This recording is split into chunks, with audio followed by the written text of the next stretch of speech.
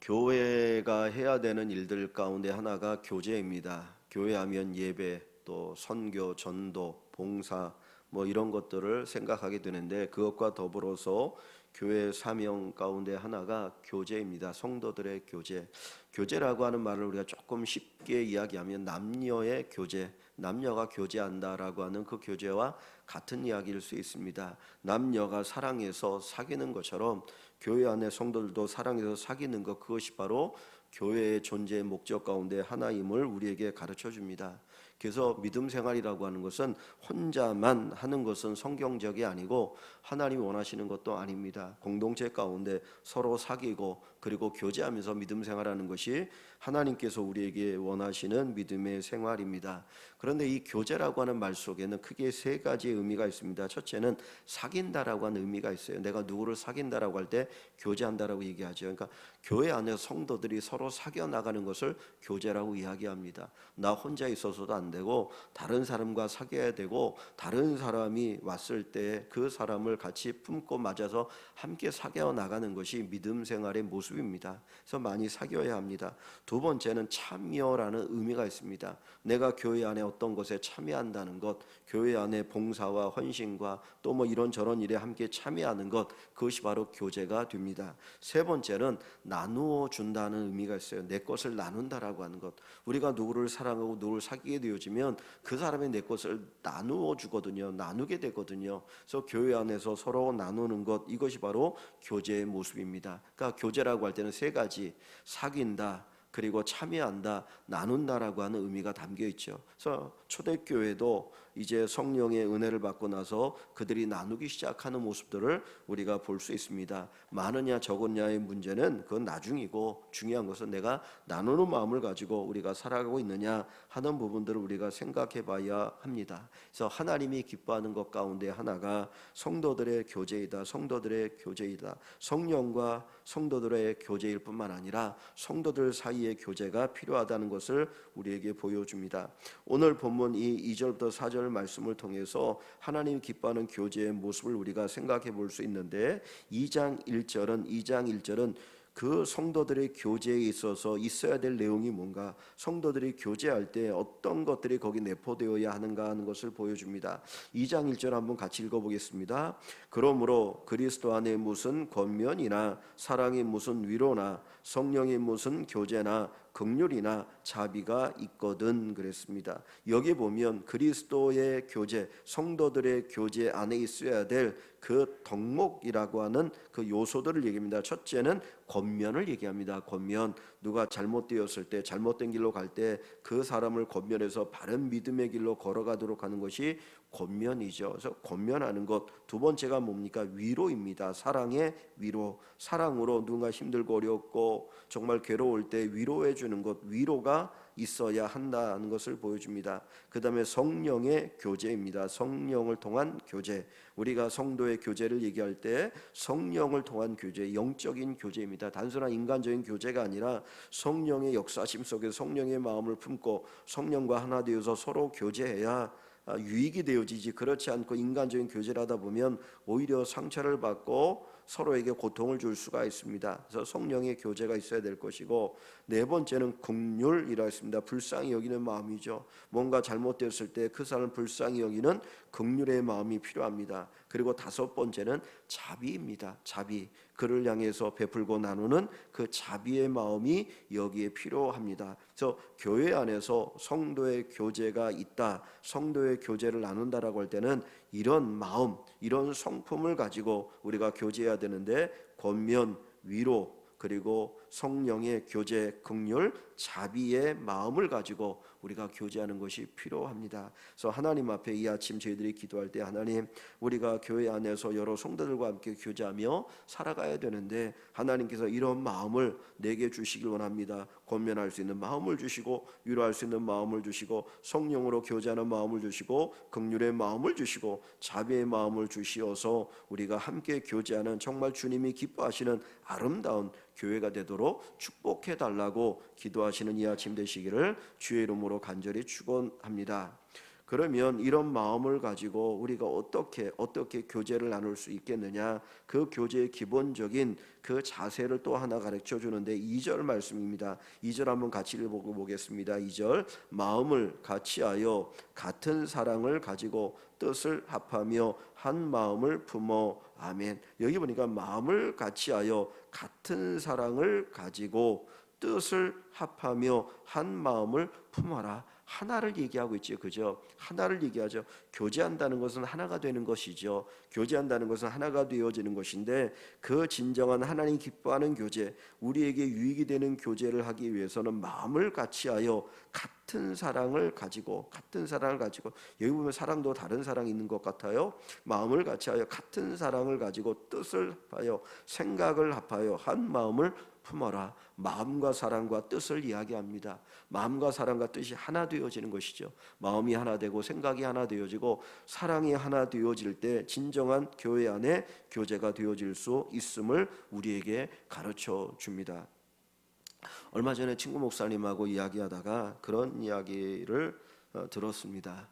그 교회가 코로나 이후에 많이 어려웠고 그랬는데 식사를 이렇게 이제 점심 식사를 못 하는 경우 많이 있지 않습니까? 근데 그 교회는 큰 교회는 아니지만 그래도 식사를 같이 이제 예배 끝나고 했는데 권사님 세 분이 우리가 식사 맡아서 하겠습니다. 그리고 세 분이 열심히 매주일마다 식사를 준비하시는 거예요. 얼마나 감사합니까? 사실 그 준비하는 게 쉽지 않잖아요.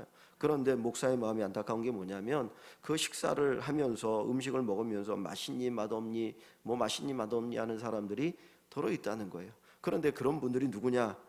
전혀 안 하는 분들. 하라고 그러면 안 하면서 그냥 음식이 맛있니 맛없니 그래서 그 음식을 만드는 분들에게 상처를 주는 진짜 마음이 같은 마음이면 안 그러지 않습니까? 내가 해야 되는데 내가 봉사해야 되는데 권사님 봉사에 너무나 감사합니다. 죄송합니다.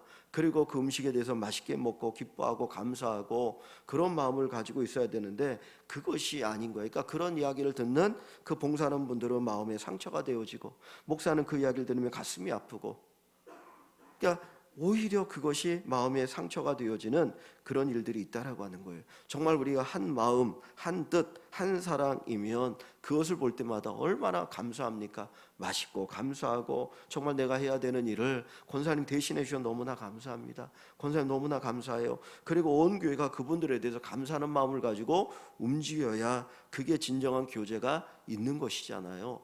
그런데 그런 것들을 생각하지 못할 때가 있습니다. 마음을 같이하고 같은 사랑을 가지고 뜻을 합하여 한 마음을 품어서 교제하는 것이 필요하더라. 그래서 하나님 우리가 하나의 마음을 가지고 살아가게 해달라고 기도하기를 원합니다. 그래서 여기 5절 말씀에 보면 이 마음을 같이하여 이 마음을 같이 할 때 어떤 마음으로 같이 해야 됩니까? 5절에 보면 너희 안에 이 마음을 품으라 곧 그리스도 예수의 마음이니 라고 얘기하시죠. 어떤 마음으로 하나 될 수 있습니까? 그리스도 예수의 마음입니다. 예수님의 마음, 하나님의 마음, 그 마음을 우리가 품을 때 한 마음이 되어지고 같은 사랑을 가지고 뜻을 합할 수가 있게 되는 것입니다. 그래서 저희들이 기도할 때마다 하나님 우리가 예수님의 마음을 가지고 예수님의 마음으로 교회가 하나 되어지고 같이 교제하고 사랑을 나누고 그리고 서로 섬기고 서로 참여하고 서로 나누는 귀한 축복의 은혜가 있도록 하나님 도와달라고 기도하실 수 있기를 다시 한번 주의 이름으로 축원합니다. 세 번째로 우리가 교제할 때에 우리가 주의해야 되는 부분들이 있습니다. 뭐냐면 3절입니다. 3절 말씀을 같이 읽어보겠습니다. 아무 일에든지 다툼이나 허영으로 하지 말고 오직 겸손한 마음으로 각각 자기보다 남을 낮게 여기고. 아멘. 여기 보면 우리가 주의해야 될 사항을 기록하고 있는데 무슨 일을 하든지 교회 안에서 교제하며 봉사하거나 섬기거나 어떤 일을 하든지 다툼이나 허영으로 하지 말고 그랬어요. 왜 다툼이 일어나고 허영이 일어납니까? 다툼이 일어난 이유가 뭔가요? 교회 안에서 봉사하다가 다툼이 일어났다, 사귀다가 다툼이 일어났다라고 하는 건 뭡니까? 자기 중심적이기 때문에 다툼이 일어나는 거잖아요. 사실 교제라고 하는 그 말의 의미는 우리가 영어로 커뮤니케이션, 커뮤니티, 이 교제입니다. 교제인데 교회도 그래서 미국에서 어떤 교회들은 커뮤니티라는 말을 쓰고 교회를 의미하기도 하는데 그거는 컴이라고 하는 건 함께라는 의미가 있거든요. 함께. 교제는 함께 하는 거잖아요. 나 혼자 교제할 수 없잖아요. 적어도 두 사람 이상 되어야 교제할 수 있는데 함께이거든요. 그러면 교제할 때 그 교제의 중심이 어디입니까? 내가 누구를 사귄다라고 하면 남자가 여자를 사귀고 여자가 남자를 사귄다고 할 때 그 중심이 사실은 상대방에 있는 거거든요. 나 중심이 아니고. 근데 여기에 다툼이 일어난 이유는 뭡니까? 상대방이 중심이 되는 게 아니고 내가 중심이 되어지면 다툼이 일어나는 거거든요. 나를 높이고 내 자랑하고 나 잘난 맛에 뭐 하려고 하다 보면 다툼이 일어납니다. 그것을 뭐라고 말합니까? 허영이라고 얘기할 수 있는 거거든요. 그래서 뭐 하냐면 무슨 일이든지 다툼이나 허영으로 하지 말라. 다툼이나 허영으로 하지 말고 오히려 어떤 마음을 품으라고요? 오직 겸손한 마음으로 가져라. 그런데 그 겸손한 마음은 어떤 마음입니까? 각각 자기보다 남을 낮게 여기는 거예요. 나보다 저 집사님이, 나보다 저 권사님이, 나보다 저 성도님이 더 믿음 좋고 더 사랑 좋고 더 신실한 분이야. 그 마음을 품고 그런 마음을 가지고 교제할 때 진정한 교제가 이루어진다는 거예요. 그런데 어떤 분들은, 우리 교회는 뭐 그렇지 않지만 어떤 분들은 자기 자랑 하죠. 자기 자랑, 뭐 얘기하면 자기 자랑밖에 없어요. 자기가 높아지려고 하고, 그러면서 거기에 다툼이 일어날 수 있게 됩니다. 나보다 남을 낮게 여기는 그 마음의 자세, 그것이 겸손의 마음인데, 그 마음을 가지고 교회가 서로 교제할 때 아름다운 교제, 사랑이 넘치는 교회, 또 하나님의 은혜가 충만한 교회가 되어질 줄 믿습니다. 그래서 4절 말씀에 보면 각각 자기의 일을 돌볼 뿐더러 또한 각각 다른 사람의 일을 돌보아 나의 기쁨을 충만하게 하라 그랬습니다. 자기보다 남을 낮게 여기고, 자기보다 남을 낮게 여기고, 더 귀하게 여기고, 더 존귀하게 생각하고, 각각 자기 일을 돌볼 뿐더러 또한 각각 다른 사람의 일을 돌보아 나의 기쁨이 충만하게 하라 그랬는데, 여기에 돌본다라고 하는 거, 자기 일을 돌본다, 다른 사람의 일을 돌본다라고 하는 말은 뭐냐면 자기의 어떤 재능 또는 은사를 돌아보라는 거예요. 너의 은사를 돌아보고 다른 사람의 은사를 돌아봐라.